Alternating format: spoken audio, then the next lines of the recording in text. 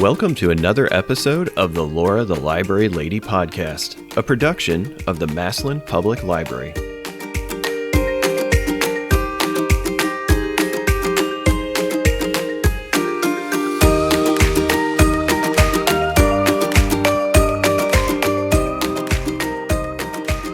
Hi, it's Laura the Library Lady here at the Massillon Public Library in our downtown studio, high atop the Massillon Public Library. And with me today for our Something's Brewing in Massillon podcast is Andrew Keim of Pioneer Roasting Coffee Company. Welcome, Andrew. Hi. Thanks for having me. You're welcome. We were just talking about your company's going to be celebrating the 5th anniversary and 3 years in our Massillon area. Yes. So you want to tell us a little bit about yourself and your business? Yeah, I'm Andrew Keim. I'm owner, head roaster at Pioneer Coffee Roasters. And about me, I get bored easily. So I have an extensive background in all kinds of things. And eventually we're in coffee. So, wow. Yeah. Where'd you start out? Oh, man. Construction, lawn care, logging, day trading. And now coffee. Oh my goodness. Very varied interests, but all business-minded, and you must have an entrepreneurial spirit and a hard-workingness about you, because like you said, logging and lawn care. Yeah, that's probably the most dangerous job, for sure. Less dangerous than coffee roasting? I would hope so. Unless steam. It would be a really bad day if it was more dangerous. Steam burns, though, right? It's true. Sometimes when you hear that coffee roaster going, and if anybody's never done that, you can stop into Pioneer Coffee on Hills and Dales and hear that roaster going sometimes. It's loud. It kind of sounds like a train almost. So it does. It's a beautiful white noise, honestly. Might put you to sleep, but it smells really, really good. Yes. Yeah. Hot stuff. So where are you from originally? This little town called Mount Eaton. Okay. Is where I grew up. And so Amish country. Uh-huh. Yeah. And your name is Keim, so. And yours is Klein. Yeah. So that's... My maiden name was Miller. Oh, wow. Okay. Giving it all away right there. Yeah, we just got, Holmes County connections and everything. And tell me a little bit about your original shop in Dalton, and it's still there. Yes. So 2019, I had been talking about coffee for a long time. I lived in California for 3.5 years. That's where I got the third wave coffee kind of baptism. So total immersion of third wave coffee. And I like really, I still like them, but I used to love really sweet drinks. And for the first time, I, had this coffee drink that I was tasting the coffee and I wasn't angry about that. Instead of tasting the sugar and the flavors. Yeah. Now, can you explain to us what is third wave coffee? 100%. This is where the rabbit hole begins. So Go for it. Okay, so first wave is kind of where we got to start. And that's where, grandpa's red, I'm sorry, but like a red can, you'd find it in the cupboard. And that was first wave. Not as much access, right? It was a cup of joe. And then second wave came around. The market expanded, which was like your Starbucks, your Dunkin'. And so now it's available everywhere, right? Mm-hmm. And third wave came around, and a lot of people kind of didn't like how coffee was being defined. Kind of like, if I taste the coffee, I'm not happy about it. Right. I want to taste chocolate. I want to chocolate. That's me. But that was, and so what they did was they started this venture after really high quality coffee. And it becomes more like wine. It comes more like, where was it grown? What altitude? Was it grown in volcanic soil? Was it grown, shade grown? How was it processed? Who picked it? How many pickings in that year? So now, I do remember commercials from when I was a kid saying it's mountain grown. Yeah. that was important, Yeah. but I don't think it was really a thing. They kind of talked about it, but people didn't really know about the shade and all the pickings and stuff like you're talking about today. So, and it really, what's so amazing, it really comes back to food science, right? So what happens when it is shade grown versus when it's not? A lot of people don't realize coffee is a fruit, and it's actually the stone of a fruit. And so the longer it takes to ripen, the more chances, if you think about what happens every day along the equator, is during the day it gets super hot. Organisms get really excited. All this nutrition, the acids, the sugars is being pulled into the plant. And then during the night it cools down, everything rests. And so this breathing kind of concept, the longer it takes to ripen, the more acid and sugars in the bean, which I get to develop as a roaster, creating really unique flavors naturally. So that's third wave. That's, going back to the You said it first, was a second, rabbit third. hole. That's really interesting. That's a tip of it. And, then there's different varieties, just like wine, different grapes. And, something that's one of the most expensive ones are known as some people say geisha, some people say geishas. And the reason that they're so expensive is because they take all the energy they have and they put it into the cherries. So there's so much flavor, but they often die and need to be replanted then. So, but those are, from $50 to $150 a pound green before they're roasted, where we lose 20% of the weight. And you're talking about referring to it as a cherry. You mentioned it's the stone of the fruit. Is that what it's called? I mean, kind of like a baby fox is a kit, a baby coffee bean is a cherry? So a coffee tree, there's a cherry, and the stone of kind of like a fruit. Like the pit, kind of? Yes, exactly. So every 2 beans are hand-picked. Oh.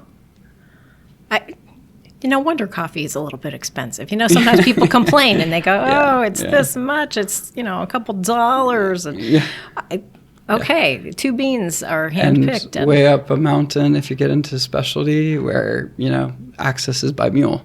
Oh, my goodness. And a funny story, my last shipment, I was like, man, my samples should be here by now. And so I called them up, and they're like, yeah, so the ship that your coffee was on was attacked by pirates, and a missile hit it. Both? Pirates and a missile? Yeah, they launched a missile at this cargo ship. Okay, so the missile was from the pirates. Yes. Okay, so it wasn't 2 separate tragedies. Yeah. It was, So now they're at the port, assessing damage. So it's like there's all these things that can happen between here and there and your cup. Yeah, you didn't know it was so dangerous. Your coffee beans had to go through all of this danger to get to you and into your cup. Keeping it fun. Oh, my goodness. Well, since this is a Maslin podcast, do you have any connection to Maslin personally as well as professionally? Yeah, so I don't have any professionally. Sorry, I don't have any personally. I do have them professionally. And so I had connections before through the Dalton branch, to be honest. And those connected me to Maslin. So, okay. Yeah. Wow. Now tell us a little bit about your Dalton store and how you started that and where it is. Yeah, so it's right along 30. It's across from the Dairyette. Maybe you've everybody heard of the would know Dairyette? where the Dalton Dairyette is. Yes. Yeah, and talking about community, I know that's a big heart behind what makes a library go, and the name Pioneer. I was visiting a friend in Port Angeles, Washington, and I was amazed at. I was in the store and I was getting this piece of chocolate that was hand wrapped, and it was like a Whole Foods, but it was a local, and it just struck me how, if you think about a pioneer and the community that it took in a pioneer village, everyone had to do their part. That's right. And you had the blacksmith, and you had the teacher, and you had the general store, and that really stuck out to me, and it really became the core of Pioneer in the sense that can we, everyone at their fullest capacity is something. And what is that? Maybe I'm not a great this, but maybe I'm a great that. And, if we're a 10 at something, let's not show up as a 6. If we're a 4 at something, let's not show up as a 2. And just kind of that concept is really and then obviously pioneers are innovators. So really innovating the coffee world. And then also there's traditional pioneers that went before us. We're doing things better than they did.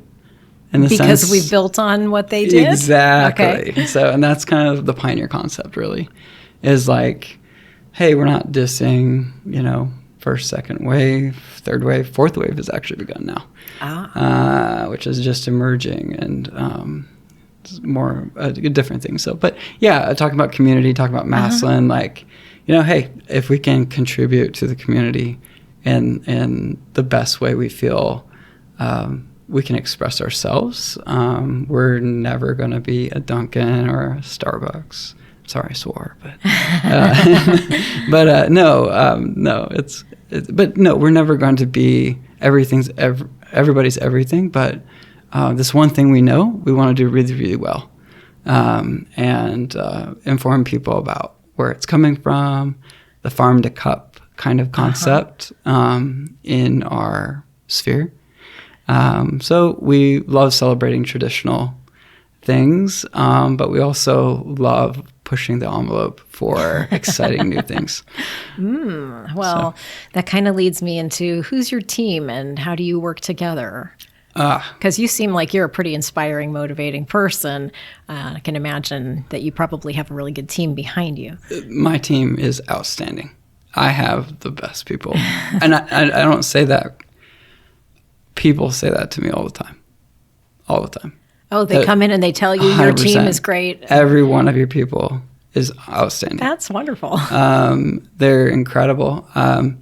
Evan has been with us for 4 years.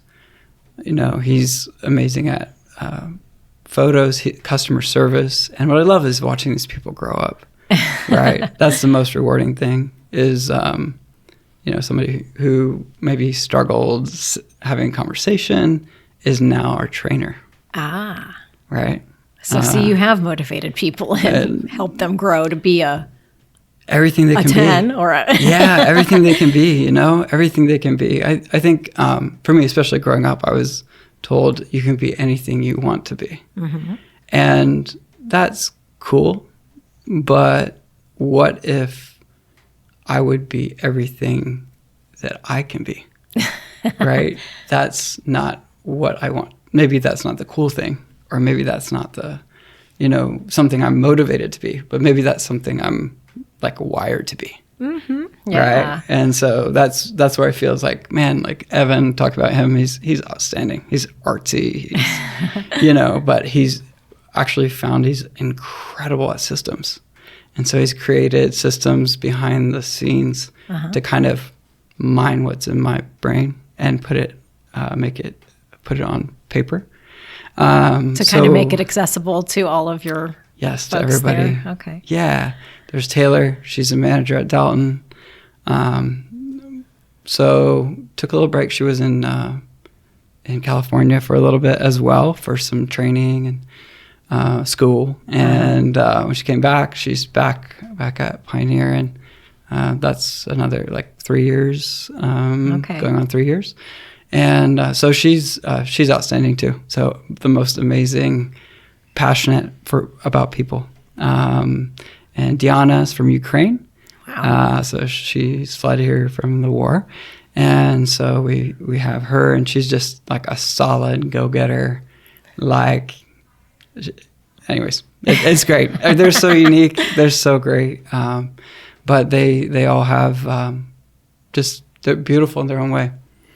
And so, yeah. You're going to make me cry. Oh, they're incredible. They when really they are. listen to this, they're going to cry. I think everybody's going to want to come in and meet these people. They're outstanding. I mean, so our mission statement at Pioneer is world-class coffee and the experience around it. So equally as important as the coffee, we want you to feel, everything we learn about coffee. Let me back up one more step. So I've had this experience for years, right? Which is you have people who really know coffee but are pretentious and not very approachable. Coffee snobs? Yes, that would be a great word for it. And then you have people who might not, like, they're amazing. They're just sweet. They're warm. But their coffee sucks, right? And so I just saw this happen over and over again. And I'm like, just because you know something doesn't make you something. And so I tried to instill that, like, what does coffee look like to be professional but personable? Mm-hmm. And so half of our training is on customer service. And everything you learn, it's geared to actually match the palate of the person you're serving. So that means that's why you're asked, do you like sweeter drinks or do you like more traditional when asking for a suggestion? Mm-hmm, because what's good for you might not be good for me. I'm sure people come in and go, well, what should I order? Yeah. So they've got that background. Yeah. And so going into that, like, that's the personable but professional is how we explain it. But yeah, so the experience is just like, you can have amazing coffee, but if it's cold, it's not fun. How great is that coffee, really? Are you talking about if the coffee's cold or the person giving it to you is cold? The person's cold. The person's cold. Or the coffee's cold. Or the coffee's cold. You wouldn't want that Both either. Is not equal to a good time, right? So yeah, so that's kind of the things that we talk about and that we really instill and train into our team is like, hey, everyone's going through. Can you brighten their day? Like, it's about adding value. How can we add value to the people that walk in through the door? And so that's just kind of been my mindset and what I try to instill to others, and there's fulfillment in that. Mm-hmm. So. Well, and I would say I haven't been to your Dalton location, but I've been to the Massillon one, and it's beautiful. I mean, the interior is just gorgeous, and you have a piano. We were just talking about it. It's a Steinway. You said 1938. Yes. And yes, folks, Andrew plays it. Does anybody else play it? We've had several people come in, yes. Some guests and people. Mm-hmm. But it's... A composer. There's a local composer that, I guess his stuff was published and is played in the Holocaust Museum in D.C. Oh, my goodness. So he's really good. Yeah. Oh, my goodness. So that's always a riot. But, I mean, I think that's part of your personable yet professional idea coming through, that people walk in and it's this beautiful, gorgeous place that I think would make them want to kind of say, they're going to slow down and relax and think, how am I going to enjoy this space with my coffee, and what am I going to order? How, the person at the counter is going to be able to recommend something that's wonderful for them. And this just makes me want to come in again. Hopefully awesome. Everybody wants to come in. And you have a drive-through now, right? This is true. Yes, we have a drive-through as well. Did you have to bash through the wall to get your drive-through? Yes, we did. Yes. And, going back to 2019, when we started, my wife, she was like, and we have 4 kids. Yeah, so my life is and full how of fun. Old are they? 12, 10, William's 12, Theodore's 10. This is not a test. I know. I know, this is dad brain here. Anya's 8 and Evan's 5. Oh, wow. So they're like older than the coffee business. A little bit. Edmund was born a month after the coffee business. So when you have your 5-year anniversary, this next July 4th-ish. Oh my goodness! Just in a week. Right now, yeah. Right now. And then your child is going to turn 5 also. Yeah. Wow. It's just amazing. Yeah. So your wife is birthing children, and you're birthing a coffee shop. I just couldn't resist. Sorry. So I was going to ask you, can you share any memorable moments? I think that would be a memorable moment, Yeah. having a new baby in the house with, your fourth child and starting this new business. Yeah. Anything special or funny anecdotally that you want to talk about? Well, I tried to beat Edmund into the world. The coffee shop was trying to beat Edmund, and Edmund beat the coffee shop by a month. But yeah, besides that, honestly, it's just funny because when you start a business, you don't know what you don't know. True. When you do anything, I suppose you don't know what you don't know yet. You get in there and you go, wow. Yeah, okay. Yeah. So, there's times you really just have to laugh at yourself. And, it's funny, like you have expectations and then those expectations might be met and they might not, usually not. And then what do you do about it? That's the big question, as in life, right?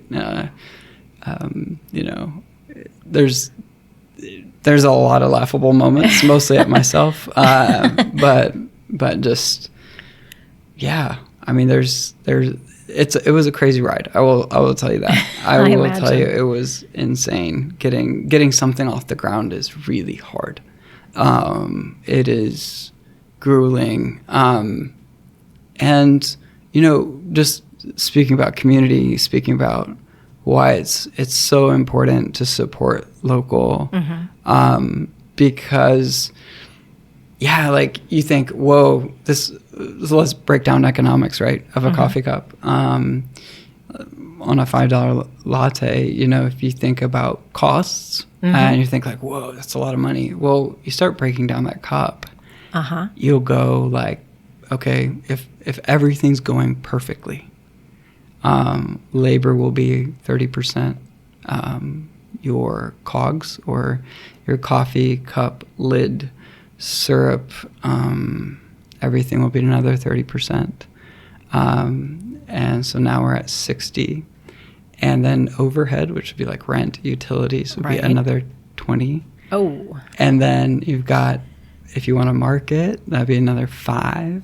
So if everything's perfect, your net is 15. And let me tell you, for 3 years, it will never be perfect. Yeah, 15%. Right. And so that's why, you think like, whoa. But when you think about, and we have a different model too. There's if you want to define the second wave versus third wave, for us, because we're coffee first, that would mean that instead of putting a little bit of coffee, like second wave, it's like put a little bit of coffee, usually over roasted a little bit, and It'll be stronger that way. Yeah, but then covered with syrup, where we would put a double shot in every shot. So to make yours stronger, you're not over roasting, you're actually increasing the amount. So we have a medium roast for our espresso, and then we double the amount, and then we put half as much syrup in our drinks.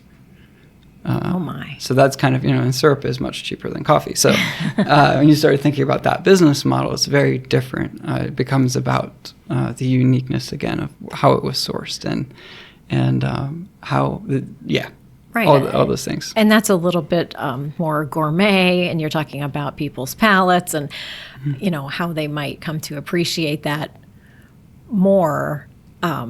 And when you're talking about it, as I say, I must be hungry, but I really want to come in and get a coffee. What else do you serve at your shops?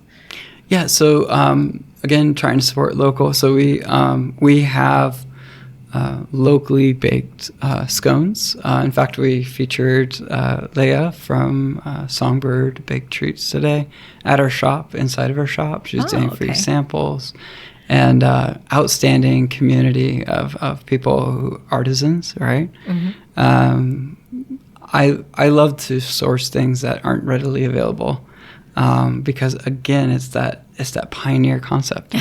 Everyone's so unique, and once it gets cookie cutter, it's like okay, kind of loses the edge. So she has all these hand baked goods that we sell, and so that's one of the things. We do some sandwiches. That again is what I observe second wave to third wave coffee Usually second wave was like, more cafe in the sense of, 10 soups, 10 sandwiches, and then a couple coffees.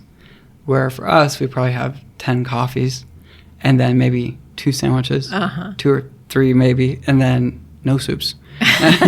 So it's just a different, again, it's a different model, and it's not wrong. There's not a wrong. It's not, but it is different. Right. There's a place for everything. 100%. And there's a coffee for every home.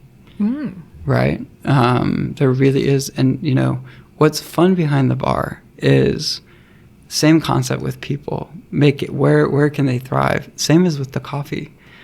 Because if you have the same coffee that's roasted correctly and you prepare it on an AeroPress versus an espresso versus a pour over versus a Belgium siphon, which we do, and we bring it out to your table and we light it, and you have this whole science experiment, and it makes your coffee right on the table. It will taste completely different, and you'll swear it's a different coffee, but it's not.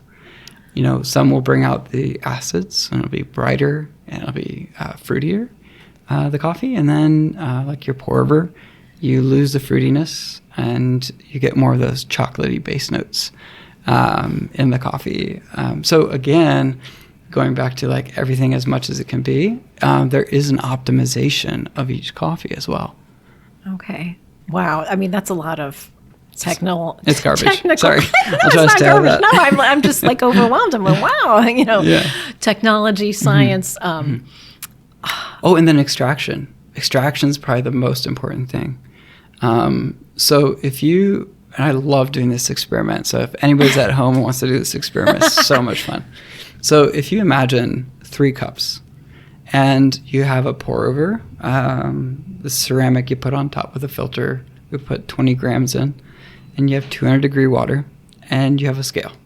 And the first cup you put on the scale, and you just pour 100 grams into it, on it, right? And you let it drip through. Right, okay. And then you move on to the second one, and you do 100 grams, and you let it drip through. And the third one, 100 grams, and you drip through. That first one is going to be very thick and sour. And that second one is going to be sweet but flat. And the third one is going to be very, very light but very bitter. Ooh. And what you've just done is you've dissected extraction. And so now when you sip that and then you put it all back in together into one cup, it's a beautiful coffee. Oh, my. Right? And so now you can take your palate and go, okay, I know this was roasted correctly, but this is making me want to pucker. It's sour. We need to get more out of it and go in further into the extraction, that third cup. Oh, wow. You just blew my mind. And if it's really bitter, that means we're getting too much out of it. And we need to ease up on it and get into the sweetness. And so that's how, like, when you're doing a pour over, how many grams you're pouring, the first pour versus the second pour, can actually highlight that part of the extraction. Oh my goodness! I think you need to come to the library and do a whole presentation on coffee. It's really interesting. It's so much fun, but I love to simplify very complex things, because it's like this is congruent to everybody having a cup of coffee. Mm-hmm. It's kind of like this. If the farmer believes in excellence, and they are not just picking all the cherries. At one time, because if you look at cherries, they're kind of in a cluster, kind of like grapes. Mm-hmm. And some will be ripe and some won't. So if you're picking them too early or too late, the sugar and the acid content in there will be less, and so you get less flavor. So if this farmer who's working so hard does 3 pickings instead of just pick them all for commercialization, right? You'll have optimization. So let's say he works so hard, and then he finally processes it correctly, gets it to us, the roaster, mm-hmm. and then we just like zip through the roast. Oh. Right? That's a bummer. Yeah, you just wasted all of his careful planning and work. Yeah. And, like roasting's a lot like doing a steak. Okay. You can sear a steak. Mm-hmm. It's a color that you might want, but the inside might not be ready. And so that's where, like for us, we have won 13 awards in the world's largest roast off. Oh my goodness. It's an Australian held company that does this sampling, the largest sampling in the world. So in the Northern Hemisphere, we have 13 awards, one of them being silver. Ooh. And it comes to food science. So like there's a lot of people that can turn a bean a certain color. Mm-hmm. But can they get the middle perfectly done at the same time? Yeah, on the inside. On the inside, right? And that's sometimes why you take one sip, and I have a sensitive stomach, so it flips my stomach, and I know it wasn't roasted correctly. Oh, okay. Because the acids and the sugars inside the bean have not broken down. Wow. So your stomach helps you analyze these things. Unfortunately. Anyway, so I don't know if that's helpful, but no, like, you know, talking about the quality, the intentionality of the farmer. So he works so hard, roaster works so hard, he gets it right finally, and then it gets put into like somebody who's getting started, and I just love when they nail it because it's a true expression of all the hard work and the intentionality that went through. So if I can simplify it, that's awesome. I love that. Well, any exciting projects coming up? Yeah, a couple. Can you talk about them? Top secret. Oh, top secret. Oh boy. Yeah. So no. So we're really getting some coffees in that are we're excited about. There's some new processes in the coffee world that will compete with the geishas that we talked about for like under 10th the price. Oh my. So yeah, so I we're really see your smile. Yeah. And you know, like during COVID, like if you want to talk pricing, like our pallet average, so that's 10 150 pound bags of green coffee, 1,500 pounds, was $3,200. During COVID, it's went over $5,400. Oh my goodness. Right. And then you have to think about the moisture starting in the roast at 13% and then going to 3%, and you lose 16 to 20% of the weight. So you're losing essentially 20% of $5,400 versus 20% of $3,200. So that's something that the normal consumer probably wouldn't know. Right. Yeah. Would not have a concept of. Yeah. Oh my goodness. So anyways, that's kind of behind the scenes of coffee. Well, do you have any advice for people going into business or, you know, looking for a career just with your experience that you've had? Yeah, I think everyone's so unique. Again, there's like a thing, do what you love. Mm-hmm. Doing what you love may not pay the bills. It's awesome if they can while you do what you love. Both the same, yeah. So if you can find that, that's awesome because you do need passion. You do need to be serious about it. But you also, sustainability is a big deal, right? Mm-hmm. So have people speak into your life, number one, that know you better than you think you know yourself. And, you know, the people that aren't going to tell you what you want to hear, but the people who will tell you what you need to hear. That's rule number one. Yeah, and people you can trust to do that. Yeah. Be honest with you. Be honest with you. Give you like, hey, you know, you can do this, but this is a long haul. This is a 5-year. This isn't a 5-month success plan. You know, some of those expectations coming out there, but you know. So, but yeah. So that's number one. You know, if it's the thing you live and breathe, that's it, right? If this is the thing that keeps you up at night, like my wife was like, either you stop talking about this or you do something about it. Oh. Right? And so it's like, which was awesome. I needed to be called out on that. And I did something about it. Yeah. So that's more or less, and I was making a mess in the house. I was, experimenting roasting. with, yeah. I was roasting on cookie sheets, so the chaff was everywhere. House smelled like something fun, but probably, kids were picking beans off the floor and eating the caffeine infused coffee beans. That was probably the core issues there. But I was going to ask you how you balance your work and home life. So yeah, so initially, that's a facade. It's impossible. I'm serious. I love your honesty. It's impossible. It's impossible. Again, you don't know what you don't know. Well, and especially I can tell how passionate you are about this. Yeah. And, what are you going to do? Turn it off? Yeah. Well, and at the same time, like there is definitely like an unhealthy unbalance. So in other words, like, for me, this is what I've learned. So this might not be everyone's experience, but like we like to hide in what we're good at. Mm-hmm. And so when somebody shows up, it's usually in what they're good at. And sometimes, especially in business, your team needs you. Oh, for instance, I'll give you an example. So I'm decent at creating things, right? And so when things get stressful, I might go create things when I should be probably crunching some numbers, right? Mm-hmm. So go do what's fun and instead of yeah. So to be able to push through and be like, okay, well, and in the beginning, that's everything, right?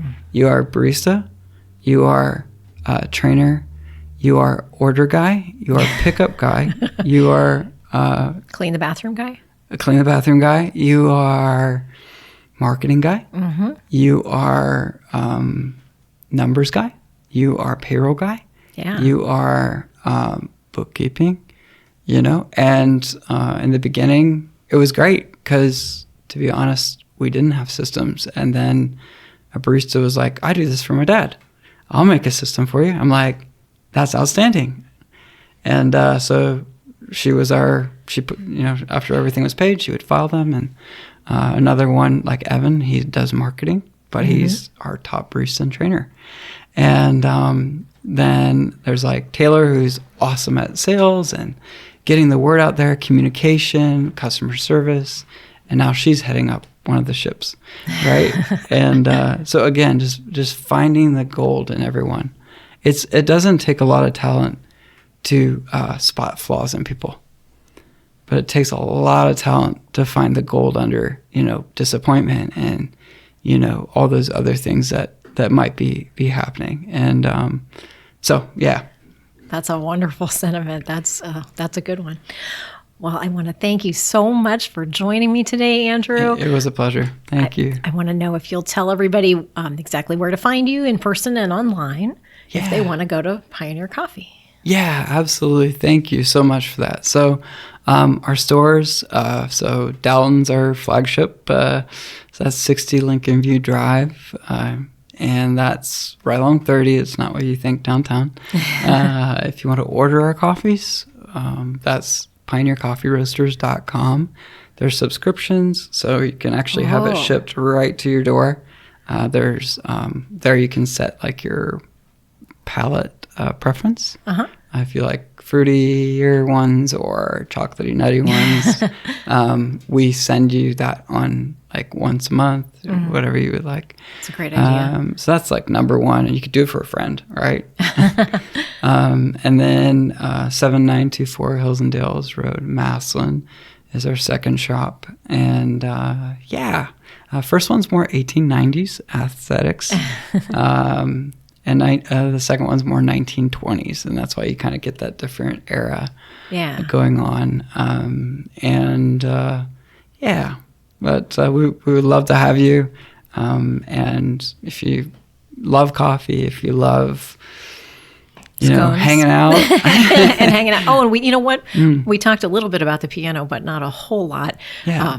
So, people can kind of come in and maybe hear you play the piano at the Maslin shop. Man, if you chain me down and I've heard you. I do. I play a little bit. So yeah.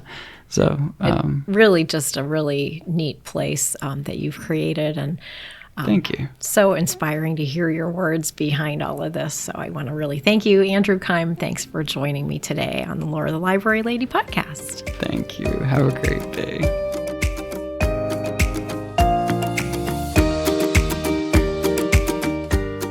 Thanks for listening to the Laura the Library Lady podcast. Be sure to check out the rest of the episodes on the Massillon Public Library's YouTube channel. You can also find us on Apple Podcasts, Spotify, and many other podcast platforms.